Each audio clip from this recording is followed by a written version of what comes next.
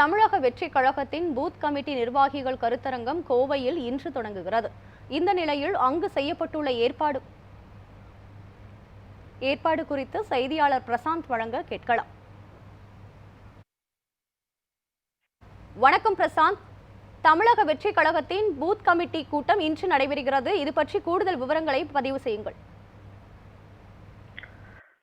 நடிகர் விஜய் தமிழக வெற்றி கழகம் என்ற கட்சியை தொடங்கி தற்போது பல்வேறு பணிகளை விறுவிறுப்பாக நடத்தி வருகிறார். குறிப்பாக வருகின்ற 2024ஆம் ஆண்டு நடைபெறும் சட்டமன்ற தேர்தலில் போட்டியிடுவதற்கான முன்னேற்பாடு பணிகளை தீவிரமாக அந்த கட்சி சார்பாக செய்யப்பட்டு வருகிறது. அதன் அடிப்படையில் முதலாக கட்சி தொடங்கிய பின்பு முதலாக பூத் கமிட்டி முகவர்களுக்கான ஒரு கருத்தரங்கை கோவை குறும்பாளையத்தில் இருக்கக்கூடிய SNS கல்லூரியில் இன்று மற்றும் நாளையும் நடத்த இருக்கிறது.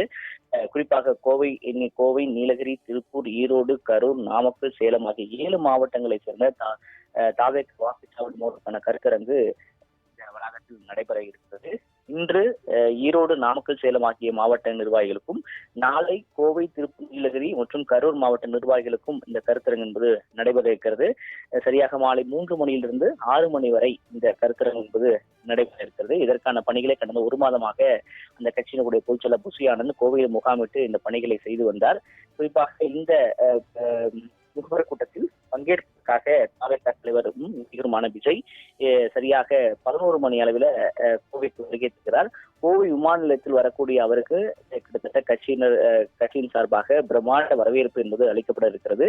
குறிப்பாக கோவை விமான நிலையத்திலிருந்து அவிநாசி சாலையில் இருக்கக்கூடிய அவர் தங்க இருக்கக்கூடிய லீமடின் ஹோட்டல் வரைக்கும் அவர் வாகனத்தில் வரும்பொழுது அவருக்கு உற்சாக வரவேற்பு அளிப்பதற்காக கட்சியினர் மற்றும் தொண்டர்கள் மிகப்பெரிய அளவிலான வரவேற்புகளை ஏற்பாடு செய்திருக்கிறார்கள்.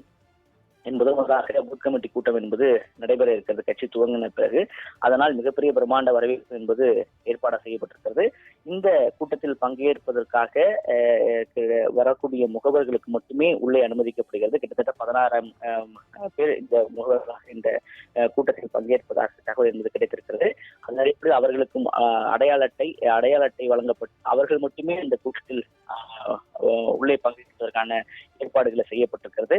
இந்த கருத்தரங்கில் பங்கேற்பதற்கு விஜய் அவர்கள் கொங்கு பகுதி, குறிப்பாக இந்த 7 மாவட்டங்களை சேர்ந்த கொங்கு பகுதிக்கு வர இருப்பதால் மிகப்பெரிய அளவிலான கொங்குமான பகுதியில் இருக்கக்கூடிய மக்கள் மிகப்பெரிய கட்சியோட விஜய் கட்சி தாவேக கட்சியோட பலரும் மிகுந்த உற்சாகத்தில் இருப்பதை நம்மால் பார்க்க முடிகிறது.